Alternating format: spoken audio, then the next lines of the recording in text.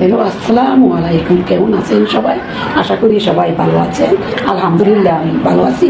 আজকে মুরগির মাংস আর আলু দিয়ে বিকেলের একটা নাস্তা রেডি করব। এখানে আমি কিছু মুরগির মাংস নিয়েছি। এটা ব্রয়লার মুরগি বুকের মাংস ধুয়ে কেটে পরিষ্কার করে নিয়েছি।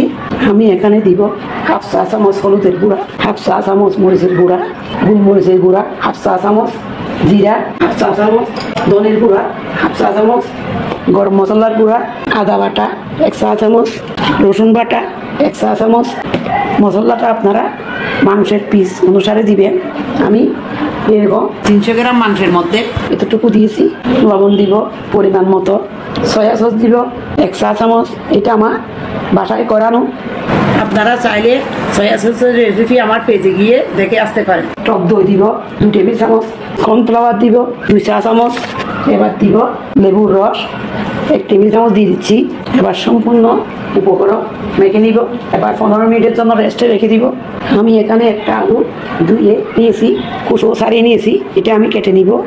আলুটা আমি এরকম সাইজ করে পাতলা করে কেটে নিয়েছি। একটা বাটিতে পানি দিয়ে 2 টেবিল চামচ কর্নফ্লাওয়ার দিয়ে দিচ্ছি। কর্নফ্লাওয়ারের মধ্যে একটু লবণ দিব, মিক্স করে নিব।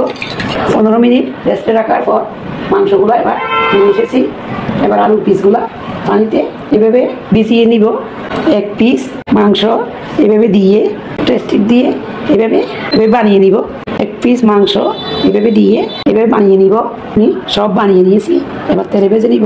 একটা পাতিলের মধ্যে আমি রান্নার রেগুলার তেল দিয়ে দিচ্ছি। ডুবো তেলে ভেজে নিতে হবে।